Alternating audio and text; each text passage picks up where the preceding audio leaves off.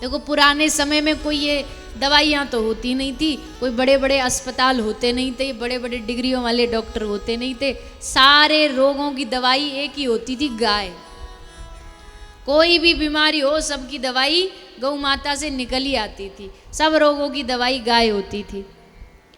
पर आजकल तो फिर घर में ही गाय नहीं, तो इसलिए रोग भी बढ़ गए, घर घर में रोग पहुंच गए। गाय के घी में इतनी शक्ति होती थी कि वो पूरे जो आसपास के बुरे कीटाणु ने उनका नाश कर देती थी।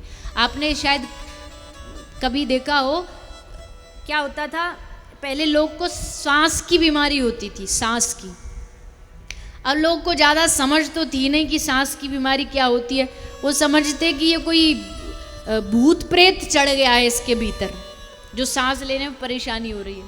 तो क्या करते, वो गाय का कंडा लेते, गाय का घी उसमें डालते, उसमें से थोड़ी थोड़ी धुआं निकलती, और जब धुआं निकलती तो उसका सर पकड़ के, जिसको लोग कहते कि इस पे कोई भूत चढ़े, उसका सर पकड़ के उस धुएं के ऊपर करते और तंत्र मंत्र कुछ बोलते अड़ंग झड़म कि ये सब निकल जाए, भाग जाए।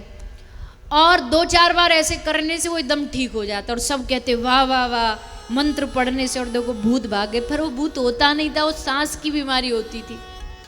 और गाय के धुएं से जो ऑक्सीजन निकलता है, जो वायु जो निकलती है, उससे सारे शरीर की जो हमारी बुरी जो बीमारी होती है ना, वो खत्म हो जाती है। और लोग समझते थे किसी देवी देवता ने कुछ ठीक कर दिया, पर असल में ठीक करने वाली गाय होती थी, गौ माता होती थी।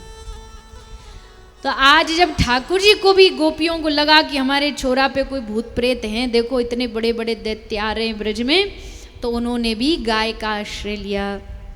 गाय का आश्रय लेकर के गौ माता की पूंछ से झाड़ा लगाया,